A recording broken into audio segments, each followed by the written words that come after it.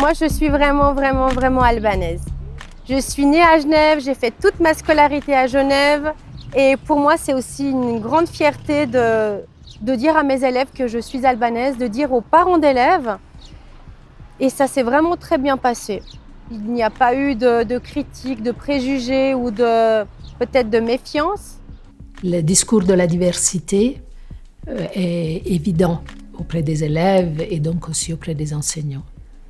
Dans le monde du privé, semble-t-il, c'est plus difficile.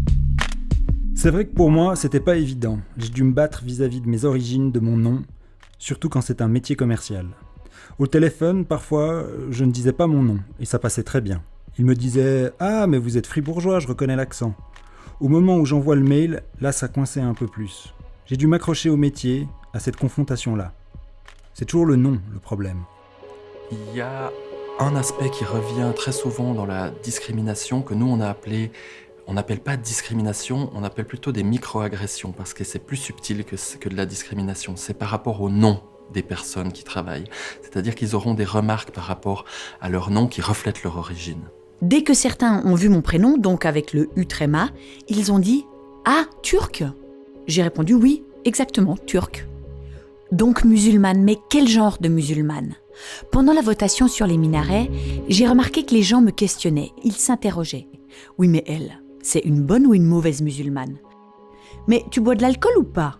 Ou qu'en est-il du foulard ? » Dans le monde professionnel privé, ce sont les clients, parfois, qui, par des remarques apparemment anodines, contestent ce rôle, les collègues également. Et donc, c'est beaucoup plus diffus pour eux, cette sensation de ne pas être accepté. Aunay, c'est quand même une commune extrêmement multiculturelle. D'ailleurs, au conseil municipal, on est plusieurs à avoir une origine étrangère.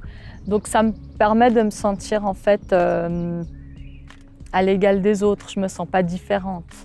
Puis, ce qui est aussi intéressant, c'est que oui, j'ai cette origine, mais je trouve qu'elle m'enrichit en fait. Je la vois plus comme un handicap. Chez presque tous nos répondants, on a cette idée générale que les origines multiples sont un enrichissement pour la personne. Nous, on a tendance à voir les choses de manière exclusive. Soit tu es kosovar, soit tu es suisse. Non, pour eux, et ça fait partie de leur réussite, ils ont l'idée que les deux forment un ensemble et permettent de les enrichir dans leur trajectoire. Dans la banque où je travaille actuellement, une entreprise internationale, il y a très peu de Suisses. Il y a des gens du monde entier. Le sujet des étrangers ou le sujet de l'immigration ou le sujet de l'isolement n'a aucune importance. Parce qu'ils sont déjà étrangers et qu'ils sont déjà à l'étranger et qu'ils travaillent pour une entreprise étrangère.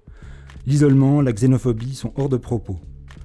Nous sommes, je crois, 14 nations différentes ici pour 30 employés. Nous avons pu montrer que cette réussite existe et qu'elle est négociée avec l'environnement. Ce n'est pas seulement l'effort des enfants de migrants et de leurs familles, mais c'est aussi le résultat des opportunités qui sont données aux migrants, de l'investissement positif de l'école, de l'apprentissage, du monde du travail.